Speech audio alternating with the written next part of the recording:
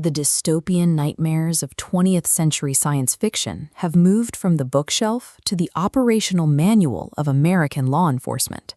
Stylized surveillance states that once seemed like distant warnings are now the daily reality of modern policing.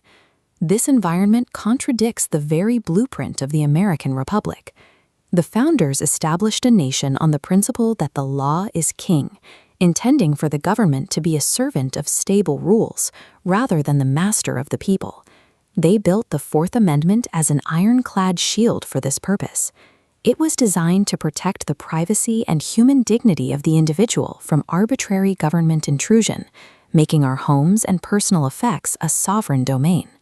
Today, that shield is being bypassed by friendly fascism.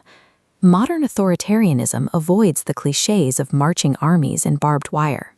Instead, it arrives through the convenience of credit cards, the reach of Madison Avenue, and the comforting promise of absolute safety. By stoking a constant fear of outside threats, the state has convinced the public to accept a trade. We have handed over our constitutional protections in exchange for the illusion of total security. Shifting the legal boundaries of a nation requires a powerful catalyst. The state needed a fear-inducing event significant enough to make the public view emergency government powers as a necessity rather than a threat. In the climate of panic following 9/11, Congress passed the USA Patriot Act. This legislation expanded the legal definition of terrorist so broadly that it effectively allowed the government to bypass traditional due process for anyone engaged in political activism or protest. This legal shift authorized sneak-and-peek searches where agents enter homes without notice, secret courts that require minimal judicial review, and the mass collection of personal data on millions of innocent Americans. The National Defense Authorization Act pushed this even further. It contains a provision that allows the military to indefinitely detain American citizens on domestic soil without a trial, effectively treating the United States as a battlefield. These laws have inverted the American legal system. The law no longer functions to protect the citizen from the government. It now serves primarily to protect the government from the citizen. As the legal limits vanished, the physical appearance of the state changed. Local police forces moved away from their roles as civilian peacekeepers and reorganized into domestic military units, equipped with battlefield hardware. This force was on full display during the Occupy Wall Street protests.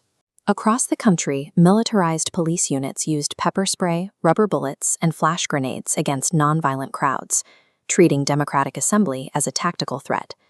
That aggression now reaches into daily life through routine traffic stops. We see incidents of roadside strip searches and stop-and-frisk tactics, where police search citizens without any evidence of wrongdoing, prioritizing total control over human dignity.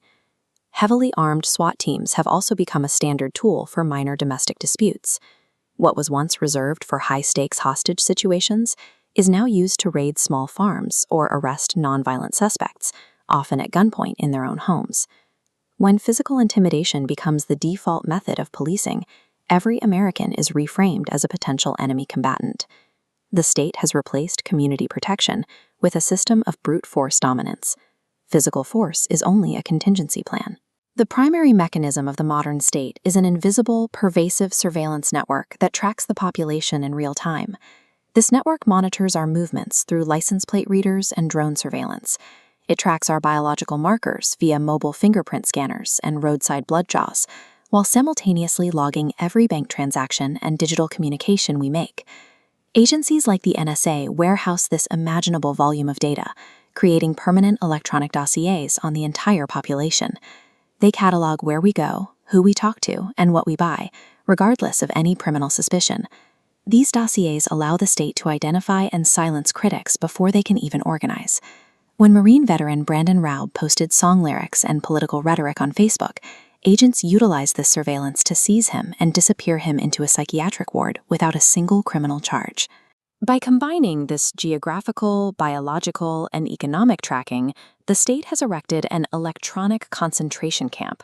We are being monitored so comprehensively that the very ability to act independently is being drained from the populace.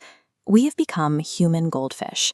We swim in an environment where we are observed from every possible angle, yet we remain largely oblivious to the transparent walls of the bowl.